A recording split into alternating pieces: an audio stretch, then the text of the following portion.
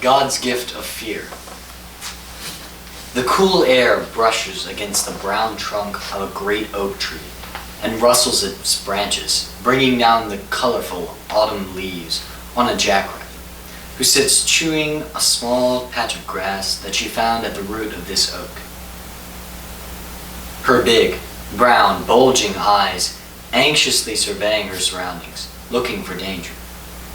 She finds the terror she was hoping to avoid as a huge wolf approaches slowly, eyes glaring, ears down, teeth barred. She is paralyzed with fear, her own eyes locked with those of the hungry eyes of the wolf.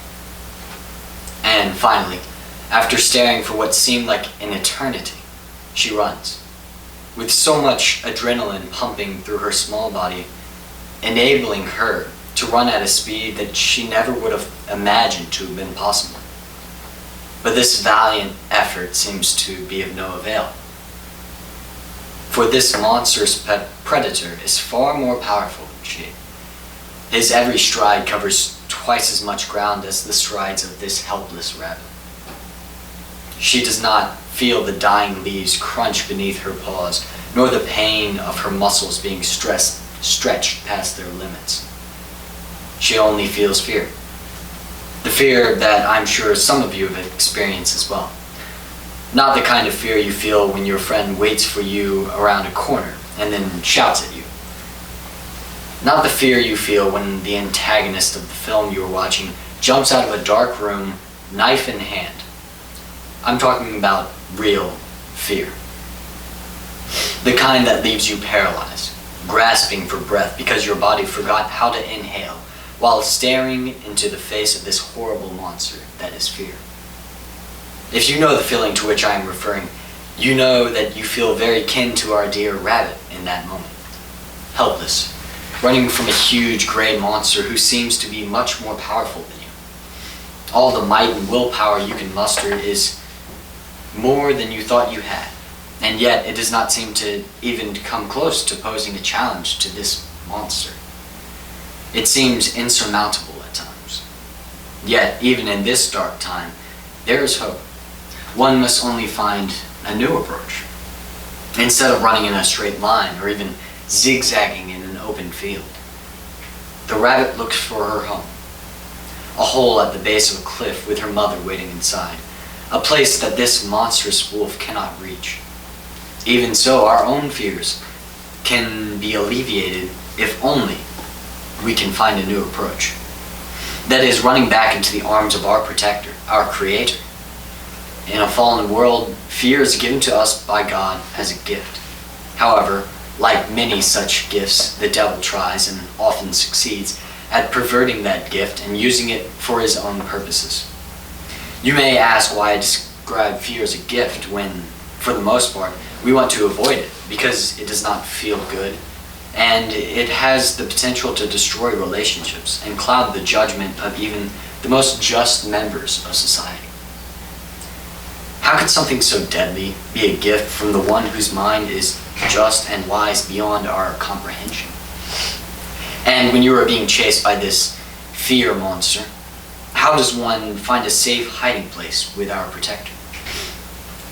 We can all see a type of fear that is unhealthy, sinful even. At what point does our fear turn from a gift to sin?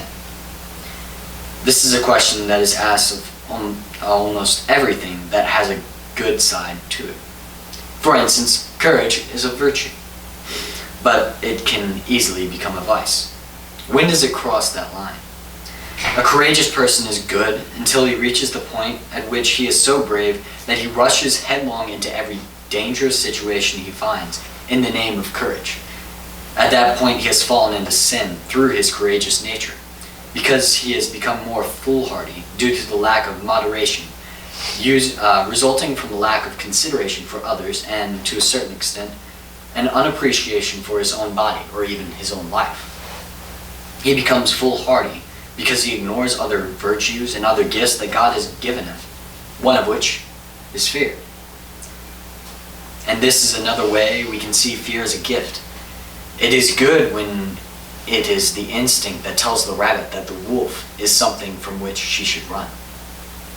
That paralyzing fear I described can happen in everyday life, and it can be caused in the way, that it happens to our dear rabbit, or it can happen because of sinful fear. It is not extremely common in our lives, but it is evidence when we come into very close contact with smaller fears. So the questions laid before us are, how can this thing be a gift other than the instinctual fear that saves our rabbit? Or can it even? Assuming that there is another way it can be a gift, when does that gift turn into fear? How can fear be a gift when it causes so much pain that we see around us, and when it causes pain to ourselves as well? The answer to why sinful fear causes so much pain can be blissfully simple. It is the way the devil wages warfare against us. He perverts God's gift and turns it into something that causes pain, and causes us to make the wrong decisions. Now there is pain that results from making the right decisions and following God's instructions. For instance, when a parent spanks their own child for disobedience, they feel a measure of pain because they do not want to inflict pain on their child. However, they know they must. And there is a response to how we can make sure to use that fear rightly. The fear of the Lord is the beginning of wisdom, and the knowledge of the Holy One is understanding. This quote from Proverbs 9:10 beautifully and concisely describes how God's gift of fear should be used. We should fear the Creator of the universe above all else, and in that fear, we should follow God's commands for fear that we might stray from them and be led into temptation. When does this gift become sin? The answer to this question is much simpler than one might think. Simply put, it crosses that line when one fears something God would not have them fear, or excessively fears something that they should not. Well, what are the things God tells us not to fear? Or in regard to what we should moderate our fear? Basically anything that is less powerful than God. Seeing that God is the most powerful being in the universe, there is nothing we should fear besides Him. He is the keeper of our souls and sees everything that we do. This is not intended to make God sound like an overreaching government. It is only a reminder that we should fear Him. For if we do, we will have no need to worry about the fact that God sees everything that we do, because through our fear, we will want to please Him. Now this is an easy thing to say, but a much harder thing to act out. Does the simple fact that one fears God mean that he necessarily will become blameless? This is a somewhat absurd claim to make, because it is nearly impossible to fear God in every single circumstance due to the fact that we get distracted by smaller fears and desires for pleasures. If one can work toward fearing God in every waking moment, then one can come close to achieving this goal. This is the stepping stone to becoming blameless. No one can become perfect, and that is why we are all afforded a measure of grace. Nevertheless, just as the proverb says, the fear of God is the beginning of wisdom. And that wisdom is the path to becoming blameless before God. However, before we reach the ultimate goal of becoming blameless, there very well may be fears that still invade one's mind. So I will attempt to give a more specific advice to those fears that are common and may still be present in one's life. Firstly, there is the fear of men. This fear is almost universal, for who doesn't, at one time or another, want to please someone else with the fear that if they don't, they will be rejected. The fear of others can easily drive one to want to know others and understand them, which often leads one to love them. It is alright to love others as long as that love, as well as that fear of them, does not trump that of God. For instance, one should love one's spouse. However, that love should only persist if it is checked by the love of God. On that same note, one's fear of losing that person's love can drive one to do all manner of things to please them. But once again, that fear should not control one to do something that would go against God and His commandments. And this love and fear of God will alleviate one from this lesser fear of other people. The fear of men will prove to be a snare, but whoever trusts in the Lord is kept safe. This quote from Proverbs 29:25 shows the alternative of fearing man, that is, fearing God, as a refuge, as something that keeps us safe. Almost like a rabbit hole for a jackrabbit being chased by a wolf.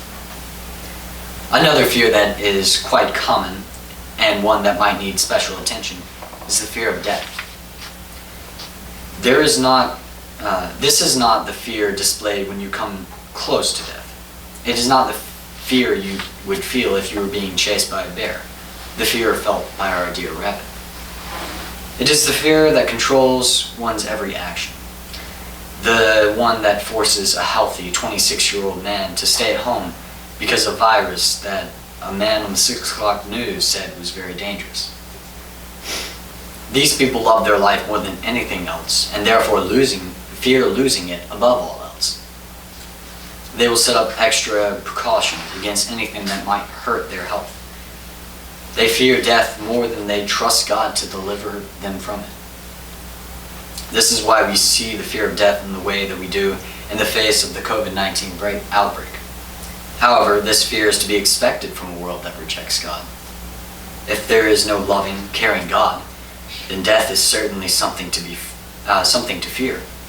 But to quote a widely known passage from 1 Corinthians 15:55, "O death, where is your sting? O Hades, where is your victory? In Christ's death we have salvation and ought not to fear death." Let me leave you with an example of what I've been saying. Corrie ten Boom was one such person that was powered through her endeavors by her fear and fervor for the Lord. She rightly feared God and wanted to please Him more than she feared punishment at the hands of the Nazis. Although this is an extreme example, we too can put our trust in God to lead our lives in the fear and admonition of the Lord, like Corrie ten Boom, though at a much smaller scale. So whenever fear grabs you and holds you down, when it looks like there is no escape, look to the Scriptures, your rabbit hole. Look for what God would have you do. And remember that He, your protector, is greater than all your fears. Yea, though I walk through the valley of the shadow of death, I will fear none ill. For Thou art with me. Thy rod and Thy staff, they comfort me. Take the comfort that God gives us in Psalm 22:4. And if God is for us, who can be against us? Romans 8:31 gives us the basis we should use to alleviate our fears, except for that of God. Let Him guide your life, for He will not lead you astray. He will protect those who serve Him. Therefore, serve Him, and accept the help from His mighty right hand.